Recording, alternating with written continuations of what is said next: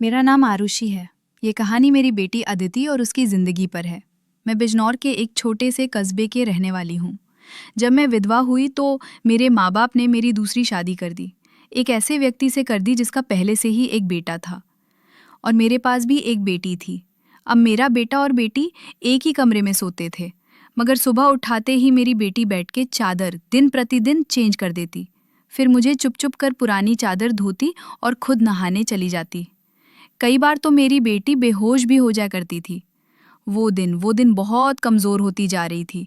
एक दिन सुबह उठकर मैं जल्दी से बेटी के कमरे में चली गई, मगर आगे का माहौल देखकर मैं शर्म से पानी पानी हो गई।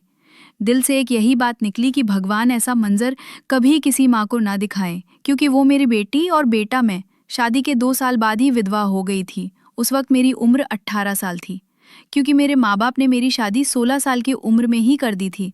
मैं अपने माँ बाप की इकलौती बेटी थी, मगर मुझे ऐसा लगता था मैं उन पर एक बहुत बड़ा बोझ, मानो जैसे कि मैं उनकी बेटी ही नहीं थी।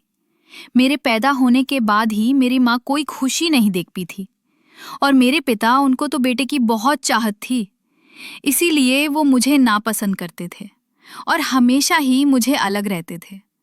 मुझे दिल से प्यार नहीं करते थे। वो मुझे अपना मानते भी नहीं थे और मुझ में पर बहुत गुस्सा करते थे। कुछ खानदानी शक्तियों की वजह से मेरे पिता दूसरी शादी भी नहीं कर सके। बस इसी कारण वो मुझे बहुत नफरत करते थे। हर वक्त मुझे सख्ती से ही बात करते थे और इसी वजह से उन्होंने मेरी शादी भी जल्दी ही करवा दी थी। मेरा पति सरकारी स्कूल में एक शिक्षक था। हमारी एक 3 साल की बेटी भी थी, मगर एक दिन विद्यालय से आते हुए रास्ते में उनका एक्सीडेंट हो गया और मौके पर ही उनकी मृत्यु हो गई। वो मेरा साथ छोड़ गए। वो दिन मेरे लिए किसी कयामत से कम नहीं था। मुझ में पर तो परेशानियां के पहाड़ ही टूट पड़े थे। कुछ दिन गुजरते के बाद मेरे सास ससुर ने भी मुझे मेरे माँ बाप के घर भेज दिया। शायद उन पर भी मैं बोझ ही थी। वो भी मुझे अच्छा नहीं समझते थे। उनके ख्याल से मैं मनहूस औरत थी। मैंने ही जैसे उनके बेटे को मार दिया हो। फिर मैं चुपचाप अपने माँ बाप के साथ उनके घर आ गई। मेरे माँ बाप ही मुझे बोझ ही समझते थे। मैं अपनी बेटी को साइन से लगाकर अकेले अकेले बहुत रुठी थी। फिर कुछ दिन बाद मेरे माँ बाप ने मेरी दूसरी शादी कर दी, एक ऐसे व्यक्ति से जिसका पहले से ही एक बेटा था और मेरे पास भी एक बेटी थी। हम दोनों एक जैसे थे, इसलिए हमारी शादी हो गई, वरना मेरे तो अच्छे रिश्ते भी नहीं आते थे। उसका बेटा मेरी बेटी से 1 साल छोटा था। उसके बेटे का नाम अभिषेक था और मेरी बेटी का नाम अदिति था। हम लोग साथ खाने लगे और वक्त इसी तरह गुजरते लगा। देखते ही देखते अदिति 16 साल की हो गई और अभिषेक 15 साल का हो गया। जब अभिषेक के पिता का देहांत हो गया, वो भी इस दुनिया से चले गए। मतलब मेरे दूसरे पति भी हमेशा हमेशा के लिए हमें छोड़कर चले गए। उनकी हमेशा ही तबीयत खराब रहती थी। उन्हें तरह तरह की बीमारियों ने घर रखा था, लेकिन उनकी बीमारियों के साथ जैसे तैसे गुजर बसर हो रहा था। उनके जान के बाद मानो जैसे घर की रौनक ही उड़ गई हो। हमारा अपना मकान था, इसीलिए कारा की चिंता नहीं होती थी और मेरे घर में ही एक किरण छोटी सी दुकान थी। एक दिन जब हम सब लोग सो रहे थे, फिर अचानक ही बहुत जोर से आवाज आई। मेरा तो दिल बैठ गया। मैं बहुत घबरा गई थी और डर भी गई थी। मैंने देखा कि आवाज तो अभिषेक के कमरे से आई है। मैं उसके कमरे की तरफ दौड़ी तो मैं देखते ही हैरान रह गई। कमरे की छिट गिर गई थी। ये देखकर मैं घबरा गई। लीडर था कि कहानी अभिषेक तो इस छिट के नीचे नहीं दब गया। जब मैं करीब गई और मैंने जाकर देखा तो अभिषेक में नहीं था। वो बाथरूम जाने के लिए उठा होगा, इसी वजह से उसकी जान बच गई, क्योंकि उसके कमरे की छिट गिर गई थी। मैंने ईश्वर से धन्यवाद किया कि ये तो अच्छा हुआ कि अभिषेक को कोई चोट नहीं आई। अगर उसको कुछ हो जाता तो मैं उसके स्वर्गवासी पिता को क्या मुंह दिखाई ली। लेकिन अब हमारे पास इतने पैसे नहीं थे कि हम उस छिट को दोबारा डलवा सकते। कमरे का तो कबाड़ा ही बन गया था। साड़ी छिट गिर चुकी थी और हमने उसको उसके हाल पे ही छोड़ दिया। उसके बाद मैंने अपने लिए अपना बिस्तर रसोई में ही डोल दिया और कमरे में दोनों बच्चों को सोने के लिए कहा, क्योंकि बाहर तो बहुत ज्यादा सर्दी थी और बाहर कोई सो भी नहीं सकता था और कमरे में एक बेड और एक चारपाई ही थी। 2 लोग भी बहुत मुश्किल से सो पाते थे। अब वो दोनों एक ही कमरे में सोते थे। मजबूरी थी, क्या कर सकते हैं। कमरे में तो दुकान थी और मेरे पति ने घर में 3 ही तो कमरे बनवाए थे। यूं तो हम 3 लोगों के हिसाब से कमरे ठीक थे, लेकिन एक कैमरा दुकान के लिए भी तो जरूरी था। अब मजबूरी थी, क्या कर सकते थे, गुजर तो करना ही था। एक दिन मेरा बेटा बेटी के कमरे में सोया तो सुबह सुबह कुछ ऐसा हुआ कि मैं चकित रह गई। अभिषेक तो सवेरे उठकर नाश्ता करने भी बैठ गया था, जबकि अदिति अभी तक सो रही थी। वो तो इतनी डर तक नहीं सोई थी, लेकिन आज वो इतनी डर तक क्यों सो रही थी? उसकी आदत थी कि वो सुबह जल्दी उठ जाया करती थी। मैंने उसको आवाज भी दी तो वो उठ नहीं रही थी। थोड़ी डर के बाद मैंने उसके कमरे में जाकर उसको देखा तो पता चला कि वो बेहोश हो चुकी थी। मैं बुरी तरह से घबरा गई थी कि उसको क्या हो गया। मैंने फौरन ही अभिषेक को बोला कि पास के ही डॉक्टर को घर बुलाओ। डॉक्टर घर पर आया तो डॉक्टर ने कहा कि ये बेहोश हो गई है। लड़की काफी कमजोर है, फोन की भी कमी है, कोई भारी काम इससे मत करवाना, बस आराम ही करवाना, फल अच्छा खाना वगैरह खिलाएं, ठीक हो जाएगी। जब अतिथि को होश आया तो मैं उसके पास गई और मैंने उससे पूछा कि तुम्हें क्या हो गया था? तो वो खाने लगी कि बस ऐसे ही बैठे बैठे मुझे चक्कर आने लगे थे और मैं बेहोश हो गई थी। मैंने अपनी बेटी को कहा कि तुम आराम करो, मैं तुम्हारे लिए नाश्ता बनाकर लाती हूँ। जब मैं नाश्ता लेकर आई और मैंने आकर देखा वो अपने कमरे में नहीं थी और कमरे के बिस्तर पर चादर भी नहीं थी। मैंने बाहर जाकर उसको देखा तो वो उस चादर को बैठकर धो रही थी। मैंने उससे पूछा, तुम ये चादर क्यों धो रही हो? तुम्हारी तो तबीयत ठीक नहीं है, डॉक्टर ने तुम्हें आराम करने के लिए कहा है। मैं उसे पे बहुत चिल्लाई और कहा कि यहाँ से उठो, अपने कमरे में जो और नाश्ता करो, कुछ खाओ पियो, तभी तो ठीक हो जाओगी। उसने कहा नहीं नहीं, मुझे ये चादर ज़रूर है बिस्तर पर बचाने के लिए, हमारे घर में एक ही तो चादर है। मैंने कहा कि अचानक से ये चादर धोने का भूत तुम्हारे सर पर क्यों सवार हो गया है? इतनी तो चादर गादी नहीं थी जो तुम उसको धोने के लिए बैठ गई। छोड़ दो इसे, मैं खुद इस चादर को धो दूंगी, उठो यहाँ से। उसने मेरी बात नहीं मानी और चादर को छत पर सूखने के लिए चली गई। उसके बाद ही उसने नाश्ता किया, फिर थोड़ी देर के लिए वो सो गई। और अभिषेक भी काम पर जा चुका था। उसको सिर्फ मैंने हाई स्कूल तक ही पढ़ाई करवाई थी और वो कपड़े की दुकान पर काम करता था। वो बहुत ही मेहनती था। घर वाली दुकान तो मैं खुद ही चला लिया करती थी। वैसे भी उस दुकान में ज़्यादातर बच्चे ही आते थे। दिन इसी तरह से गुजर गया। उस दिन अभिषेक ने मुझे कहा, आज मैं खाना खाकर आया हूँ। वो डर से आया था और अदिति भी पहले से ही कमरे में सो चुकी थी। वो भी जाकर कमरे में सो गया। मैंने भी रसोई में अपनी चारपाई दाल राखी थी, बदलने की वजह से मुझे नींद नहीं आ रही थी। मैं अपने पति को याद ही कर रही थी। दूसरा पति मेरा बहुत अच्छा था, मेरा बहुत ख्याल रखना उसने कभी भी मुझे पहले शादी का तन नहीं दिया था और मेरी बेटी को वो हमेशा अपनी ही बेटी समझना था। और मैंने भी अभिषेक को कभी नहीं बताया था कि वो मेरा सौतेला बेटा है। उसने भी मुझे अपने हिस्से का प्यार ले लिया था। वो मुझे सई माँ से भी ज़्यादा प्यार करता था और मेरा कहना भी मानता था। वो उसे घर में अकेला ही मर्द था। वो हमारा इकलौता ही सहारा था, वरना हम 2 औरतें कहाँ जाते भी अच्छे तरीके से कर रहा था।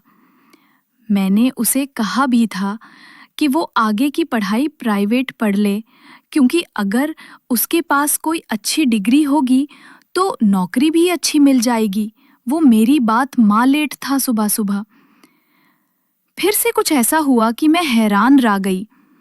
अदिति फिर से बेहोश हो चुकी थी और इस बार तो उसकी शक्ल देखकर मांग रहा था, जैसे उसके जिसका बड़ा खून ही खींच लिया गया हो।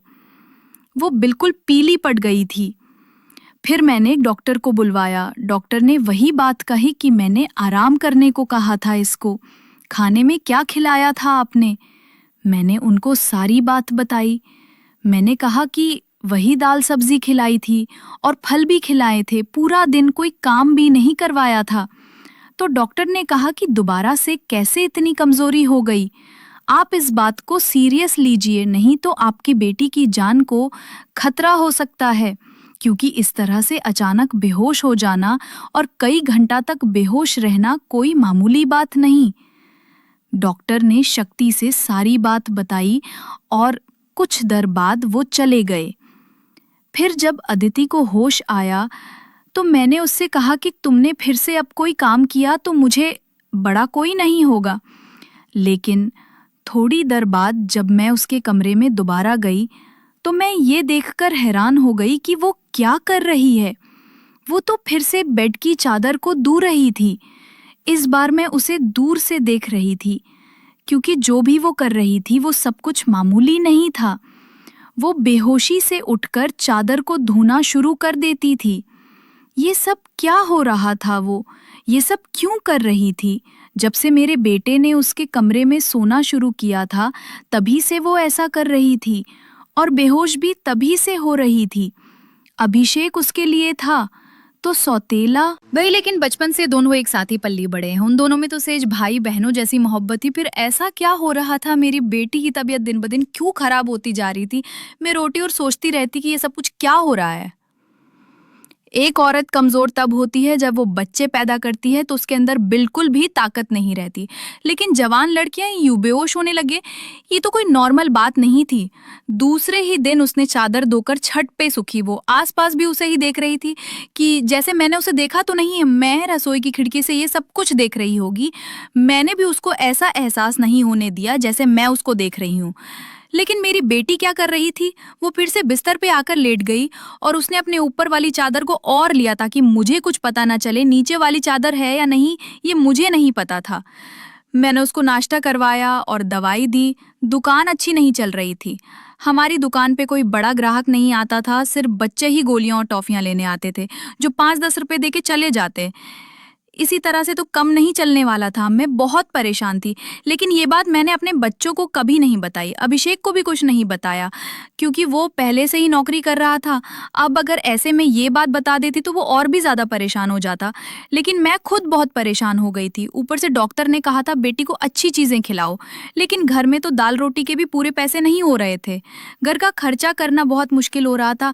लेकिन एक दिन कुछ बहुत ही अजीब हुआ। मैंने अपने बेटे अभिषेक और अदिति को कुछ ऐसी बातें करते हुए सुना जिनकी मुझे बिल्कुल भी समझ नहीं आई। मेरे बेटे ने कहा, ये तुमने तो अभी से ही अपने तबीयत खराब कर ली है, इस तरह तो नहीं चलेगा। अगर तुम्हें इतनी परेशानी हो रही है तो फिर हम ये सब नहीं कर सकते। मेरे बेटे ने कहा कि नहीं, मुझे ये काम करना है। इसी तरह के मौके बार बार नहीं मिलते हैं, और मुझे क्या पता था कि मेरे साथ ये सब कुछ हो जाएगा। मुझे तो पता ही नहीं था कि मेरे अंदर इतनी भी ताकत नहीं है। मेरे बेटे ने कहा कि अब तो तुम्हें पता है ना, मैं तुम्हारी जिंदगी को दावा पर नहीं लगा सकता। तो मेरी बेटी का कहना था कि नहीं, सिर्फ 2-4 हफ्तों की बात है, उसके बाद ये मौका नहीं मिलेगा।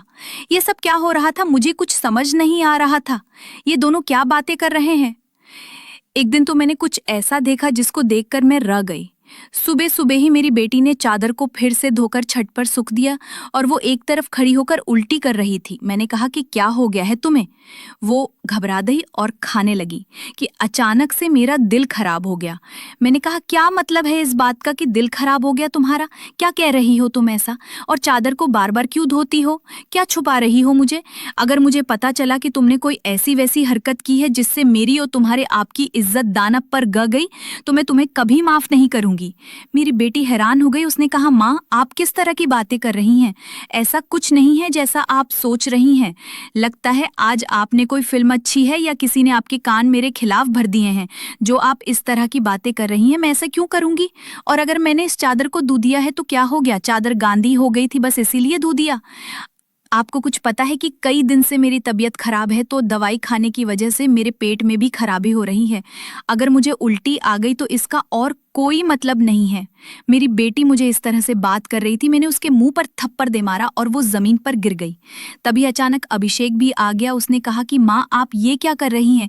आपने इस पर हाथ क्यों उठाया? तो मैंने उससे कहा, हाँ, मैंने इसको मारा है, इस पर हाथ उठाया है। ऐसा तो मुझे बहुत पहले ही करना चाहिए था, लेकिन अभी मैं पूरी तरह से बात की ये तक नहीं पहुंची हूँ जिस दिन मुझे पता चल गया तुम दोनों के बड़े में। उस दिन देखना। अब मुझे खुद पता नहीं था कि मुझे क्या हो गया था। मेरे दिल में जो बात आ रही थी मैं वही बोलती जा रही थी, जो कि मुझे इस तरह नहीं करना चाहिए था। रात को अचानक मेरी आंख खरी और मैंने देखा कि मेरे बच्चों के कमरे की लाइट जल रही थी। उस वक्त वो क्या कर रहे थे? उनको तो इस समय सो जाना चाहिए तथा और मुझे तो शाम को कह रहे थे कि आज हम जल्दी सो जाएंगे। मैं जब कमरे के करीब गई तो वो ना सिर्फ जग रहे थे बल्कि बातें भी कर रहे थे। किसी बात पर बहुत ज्यादा खुश हो रहे थे। मेरा बेटा कह रहा था कि तुम बहुत खुशकिस्मत हो। तो बेटी खाने लगी कि हाँ, खुशकिस्मत तो मैं हूँ, लेकिन अभी कल फिर से जब मेरी तबीयत खराब होगी तो माँ मुझे देखकर बहुत परेशान हो जाएगी। कब तक ऐसा झूठ बोलेंगे बेटा? बोला बस कुछ दिन और कर लेते हैं, फिर सब कुछ ठीक हो जाएगा। मैं उनकी बातें सुनकर हैरान रह गई। आज मुझे रहा नहीं गया। मैंने कमरे के दरवाजे को खोलना की कोशिश की तो मैं हैरान रह गई। उन्होंने दरवाजे को अंदर से बैंड क्यों किया था? क्या वजह थी दरवाजा अंदर से बैंड करने की? वैसे भी अब मौसम बादल रहा था, उनको दरवाजा खोलकर सोना चाहिए था। मैंने दरवाजे पर बार बार दस्तक देना शुरू कर दिया, लेकिन इस तरह से दस्तक देने के बावजूद भी उन लोगों ने दरवाजा मोहल्ले में आधा घंटा लगा दिया। और उसके बाद जब मैंने कमरे में देखा तो उनके अलावा कमरे में कोई भी नहीं था, और वो दोनों ऐसी शक्ल बनाकर बैठे थे जैसे नींद से जाके हो। मैंने कहा इतनी डर में दरवाजा क्यों खोल है? तो खाने लगे। हम सो रहे थे। मैंने कहा कि झूठ नहीं बोला करो, तुम लोग जग रहे थे और बातें कर रहे थे। उन्होंने कहा कि हम क्यों इस समय जागेंगे और क्यों बातें करेंगे? हमारा कौन सा कल पेपर है जो हम तैयारी करेंगे और जागेंगे? हम लोग तो सो रहे थे। मुझे उन दोनों की हरकतें समझ नहीं आ रही थी। मेरे पास बोलने के लिए कोई शब्द नहीं थे, मुझे उनकी बातें समझ नहीं आ रही थी। क्योंकि वो दोनों तो ऐसे ही बैठे थे जैसे नींद से अभी-अभी जाके हो। उसके बाद मैंने उनको कुछ नहीं कहा और वहां से चली गई। लेकिन मैं सोचती थी कि कोई ना कोई गड़बड़ तो जरूर है। मैं ये देखकर हैरान रह गई। एक दिन मेरी बेटी के बाजू में नील के निशान भी थे। ये तो जख्म के शान थे, मुझे समझ नहीं आ रही थी कि उसे क्या लगा था। मैंने उससे पूछा तो उसने कहा कि छोरी लगी है, लेकिन छोरी तो उंगली पर लगती है, बाजू पर नहीं। मेरी बेटी कोई बात ऐसी है जो मुझे छुपा रही थी। कभी बेहोश हो जाती थी, कभी उसके शरीर पर अजीब अजीब तरीके के निशान होते थे, और कभी उठकर अपने बेड की चादर धोने जाती थी और मुझे कमरे में जान नहीं देती थी। मेरा दिमाग जी तरफ जा रहा था। मैं Ang kli or mine de kaki mer bakon ke kamara ki lai jalri di use voket vokya kari di onko to ismai so jana kahia tada or muji to sham ko kari the ki achem jaldi so jainga man jabu kamar ke krib gi to vana surf jajare the blacky button be kari the kisi bat par bajyada kush hori the mera beta kara da ki tumbut kush kism ho to beti kani agi ki han kush kismet to main hun lekin abi kol fear se jebib merit be it crab hogi to man mujhe dekkar but prashan ho jayegi khapa kaisa jut bolenge beta bola bas kuch din aukar lete hain फिर सब कुछ ठीक हो जाएगा। मैं उनकी बातें सुनकर हैरान और गई। आज मुझे राह नहीं गया। मैंने कमरे के दरवाजे को खोलने की कोशिश की तो मैं हैरान और गई। उन्होंने दरवाजे को अंदर से बंद क्यों किया था? क्या यदि दरवाजा अंदर से बंद करने की वैसे भी अब मौसम बदल रहा था, उनको दरवाजा खोलकर सोना चाहिए था। मैंने दरवाजे पर बार बार दस्तक देना शुरू कर दिया, लेकिन इस तरह से दस्तक देने के बावजूद भी उन लोगों ने दरवाजा मोहल्ले में आधा घंटा लगा दिया। और उसके बाद जब मैंने कमरे में देखा तो उनके अलावा कमरे में कोई भी नहीं था, और वो दोनों ऐसी शक्ल बनाकर बैठे थे जैसे नींद से जाके हो। मैंने कहा इतनी देर में दरवाजा क्यों खोल है? तो खाने लगा हम सॉरी। तो मैंने कहा खाई झूठ नहीं बोला करो तुम लोग। क्रेदी और बातें कर रही थी। उन्होंने कहा कि हम क्यों इस समय जागेंगे और क्यों बातें करेंगे? हमारा कौन सा कल पेपर है जो हम तैयारी करेंगे और जागेंगे हम लोग? तो सो रहे थे। मुझे उन दोनों की हरकतें समझ नहीं रही था। मेरे पास बोलने के लिए कोई शब्द नहीं था। मुझे उनकी बातें समझ नहीं रही थी क्योंकि वो दोनों तो ऐसे ही बैठे थे जैसे नींद से अभी अभी जाके हूँ। उसके बाद मैंने उनको कुछ नहीं कहा और वहाँ से चली गई, लेकिन मैं सोचती थी कि कोई ना कोई गड़बड़ तो जरूर है। मैंने देखकर हैरान और गई। एक दिन मेरी बेटी के बाजू में नील के निशान भी थे आए तुझे हम के शांत मुझे समझ नहीं रही थी कि उसकी अलगादा। मैंने उससे पूछा तो उसने कहा कि चोरी लगी है, लेकिन चोरी तो उंगली पर लगती है, बाजू पर नहीं। मेरी बेटी कोई बात ऐसी है जो मुझे छुपा रही थी। कभी बेहोश हो जाती थी, कभी उसके शरीर पर अजीब अजीब तरीके के निशान होते थे, और कभी उठकर अपने बेड की चादर धोने गिर जाती थी और मुझे कमरे में जान नहीं देती थी। मेरा दिमाग जी तरफ जा रहा था। मैं वैसे हाई सकना नींद खाती थी। मेरी गलती थी, मैंने आज और पानी को क्यों एक साथ रखा? मुझे ऐसा नहीं करना चाहिए था। मैंने सोच लिया कि मुझे अब क्या करना है। जवान लड़का और लड़की को मुझे एक साथ एक है कमरे में नहीं सोने देना चाहिए था। गलती तो मेरी यही थी, मुझे इन सब बातों का ध्यान रखना चाहिए था। अभिषेक था तो अदिति का सौतेला है भाई, निपल ते नहीं लगती जवानी इसका है, और सौतेला भाई सौतेला तो फिर मैं कैसे सौतेले बा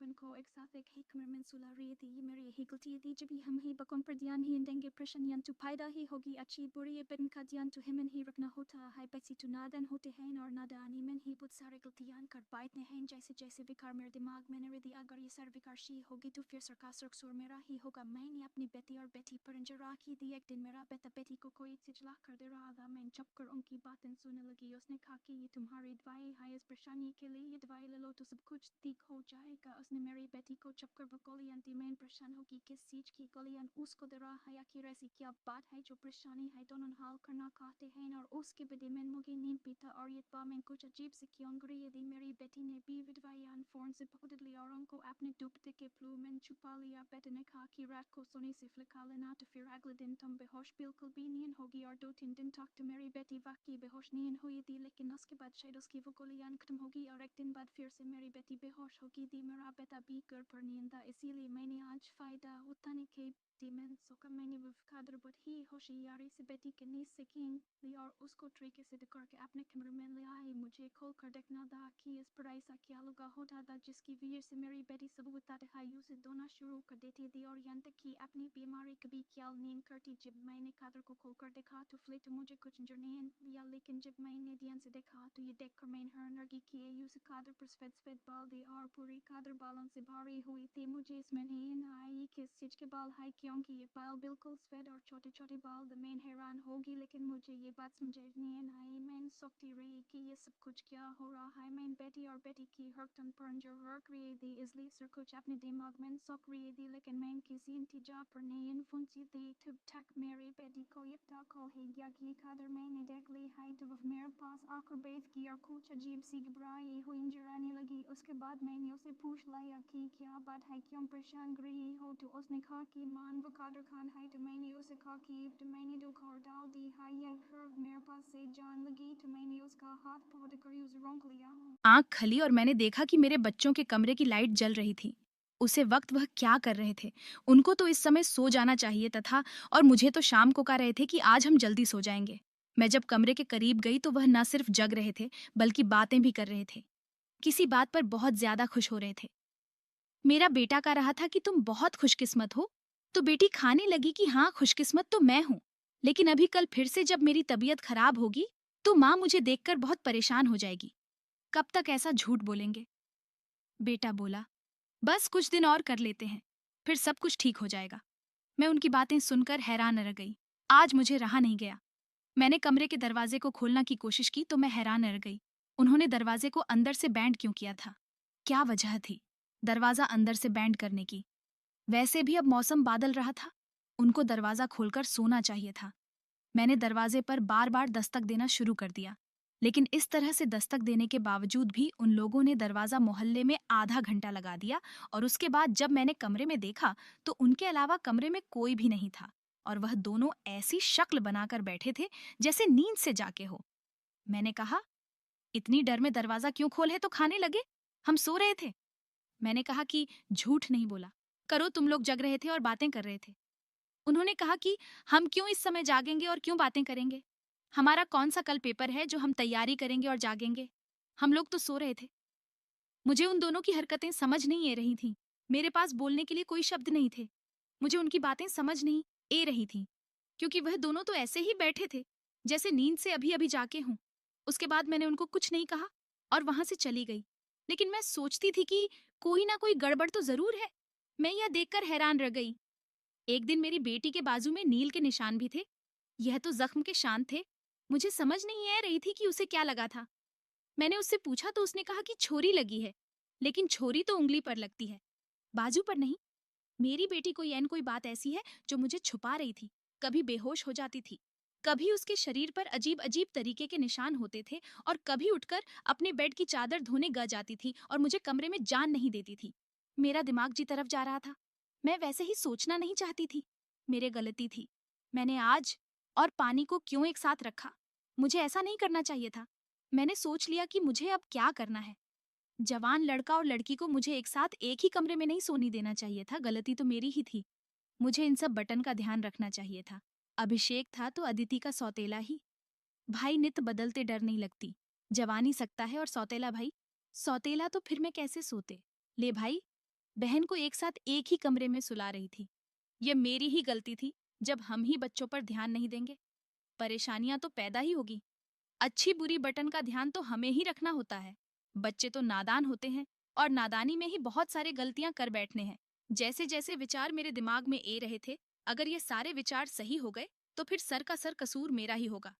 मैंने अपने बेटे और बेटी पर नजर राखी थी। एक दिन मेरा बेटा बेटी को कोई चीज लाकर दे रहा था। मैं छुपकर उनकी बातें सुनने लगी। उसने कहा कि यह तुम्हारी दवाई है, इस परेशानी के लिए यह दवाई ले लो तो सब कुछ ठीक हो जाएगा। उसने मेरी बेटी को छुपकर वह गोलियां दी। मैं परेशान हो गई। किस चीज की गोलियां उसको दे रहा है? आखिर ऐसी क्या बात है जो परेशानी है? दोनों हाल करना चाहते हैं और उसके बड़े में मुझे नहीं पता। और यह दवा मैं कुछ अजीब से क्यों कर रही थी? मेरी बेटी ने भी वह दवाइयां फौरन से पकड़ लीं और उनको अपने दुपट्टे के पल्लू में छुपा लिया। बेटी ने कहा कि रात को सोने से पहले का लेना, तो फिर अगले दिन तुम बेहोश बिल्कुल भी नहीं होगी। और 2-3 दिन तक तो मेरी बेटी वाकई बेहोश नहीं हुई थी। लेकिन उसके बाद शायद उसकी वो गोलियां खत्म हो गईं और एक दिन बाद फिर से मेरी बेटी बेहोश हो गई थी। मेरा बेटा भी घर पर नहीं था, इसीलिए मैंने आज फायदा उठाने के बड़े में सोचा। मैंने वह चादर बहुत ही होशियारी से बेटी के नीचे से खींच ली और उसको तरीके से तय करके अपने कमरे में ले आई। मुझे खोलकर देखना था कि इस पर ऐसा क्या लगा होता था जिसकी वजह से मेरी बेटी सुबह उठाते ही उसे धोना शुरू कर देती थी और यहाँ तक कि अपनी बीमारी कभी ख्याल नहीं करती। जब मैंने चादर को खोलकर देखा तो पहले तो मुझे कुछ नजर नहीं आया, लेकिन जब मैंने ध्यान से देखा तो यह देखकर मैं हैरान रह गई कि उसे चादर पर सफेद सफेद बाल थे और पूरी चादर बालों से भारी हुई थी। मुझे समझ नहीं आई ये किस चीज के बाल है, क्योंकि यह बाल बिल्कुल सफेद और छोटे छोटे बाल थे। मैं हैरान हो गई, लेकिन मुझे ये बात समझ नहीं आई। मैं सोचती रही कि ये सब कुछ क्या हो रहा है। मैं बेटी और बेटी की हरकतों पर नजर रख रही थी, इसलिए सर कुछ अपने दिमाग में सोच रही थी, लेकिन मैं किसी नतीजा पर नहीं पहुंची थी। तब तक मेरी बेटी को यह पता चल ही गया कि चादर मैंने देख ली है, तो वह मेरे पास आकर बैठ गई और कुछ अजीब सी घबराई हुई नजर आने लगी। उसके बाद मैंने उससे पूछ लिया कि क्या बात है, क्यों परेशान कर रही हो? तो उसने कहा कि माँ, वह चादर कहाँ है? तो मैंने उससे कहा कि वह तो मैंने धोकर डाल दी है। यह कहकर वह मेरे पास से जान लगी, तो मैंने उसका हाथ पकड़कर उसे रोक लिया और मैंने कहा कि मैं सब कुछ देख चुकी हूँ। उसे चादर पर जो भी लगा हुआ था मुझे बता दो। ये सब कुछ क्या है? तुम मुझे इतने दोनों से क्या छुपा रही हो? मैं बहुत परेशान हो गई हूँ। मेरे दिमाग में बहुत बुरे बुरे विचार ए रहे हैं। वह मेरे पास बैठ गई और फिर मेरी बेटी ने मुझे ऐसी बात बताई कि मेरे कदमों तले से जमीन निकाल गई।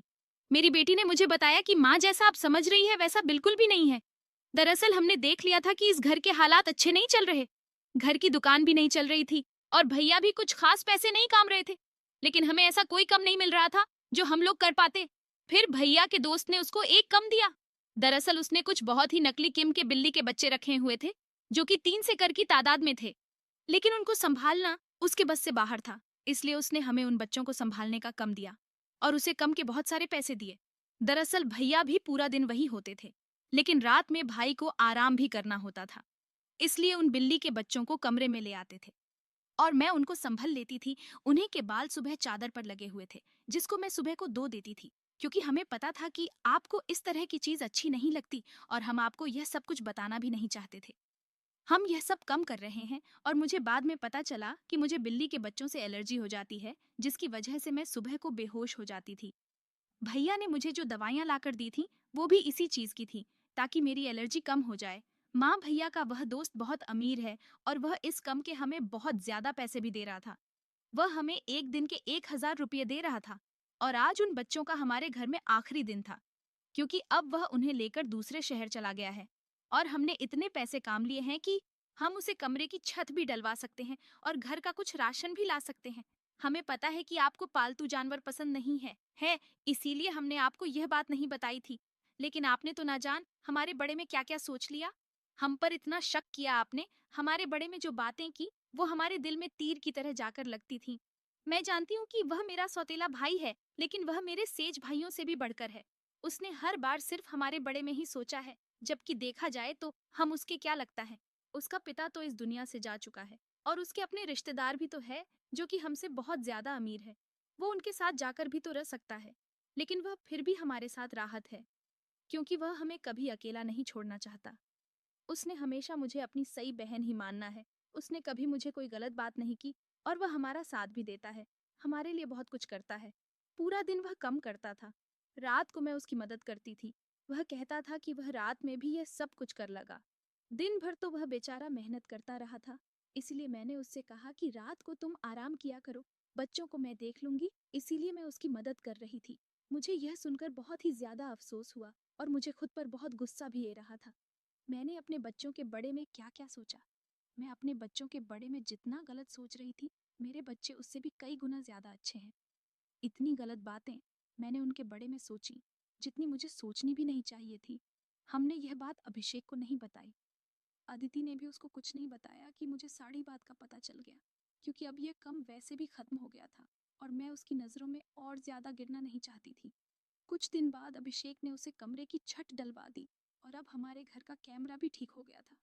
धीरे धीरे हमने बहुत मेहनत की। मेरी बेटी ने भी घर में बच्चों को ट्यूशन पढ़ना शुरू कर दिया था। हमारे हालात पहले से बेहतर होने लगे। धीरे धीरे इतने बेहतर हो गए कि हमारे घर में कोई तंगी नहीं रही कि मेरे साथ जिंदगी ने बहुत बड़ा किया था। लेकिन अच्छा यह किया कि मुझे बहुत ज्यादा नेक और अच्छे बच्चे दिए।